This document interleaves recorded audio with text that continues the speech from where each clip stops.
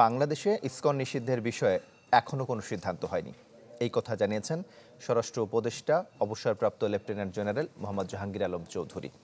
রংপুরের পীরগঞ্জে আবু সাইদের কবর জিয়ারত ও পরিবারের সদস্যদের সাথে সাক্ষাৎ শেষে তিনি অভিযোগ করেন, বাংলাদেশ নিয়ে অপপ্রচার চালাচ্ছে ভারতীয় গণমাধ্যম। বাংলাদেশের গণমাধ্যম সত্য খবর প্রচার করে ভারতীয়দের মুখে চুনকালি দেবে। স্বরাষ্ট্র উপদেষ্টা জানান, আবু সাইদের মামলায় অন্যান্য আসামিদের দ্রুত আইনের আওতায় আনা হবে। পরে বাবনপুর স্কুল মাঠে শীতার্তদের মাঝে কম্বল বিতরণ করেন তিনি।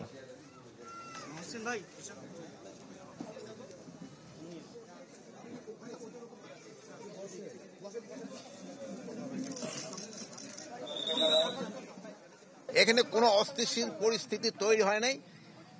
পার্শ্ববর্তী দেশের মিডিয়া আমাদের সম্বন্ধে অনেক মিথ্যা প্রচার করে, যেটা একমাত্র আপনারা এটা করতে পারেন, কাউন্টার করতে পারেন, এবং আপনারা সত্যি ঘটনা প্রকাশ করেন এবং ওদের যারা আপনি এই যে মিথ্যা ঘটনা রটাচ্ছে তার মুখে সে সময় চুলকালি পড়বে। এটা নিয়ে এখনো পর্যন্ত আমি কোনো পরিকল্পনা কি হয়েছে, আমি যেহেতু পরিকল্পনা হইলে আপনারা জানতে পারবেন। রিগেল এম্পোরিয়াম হানিবার্ড অফারে জিতে নিতে পারেন ইন্দোনেশিয়ার বালিতে স্বপ্নের হানিমুন।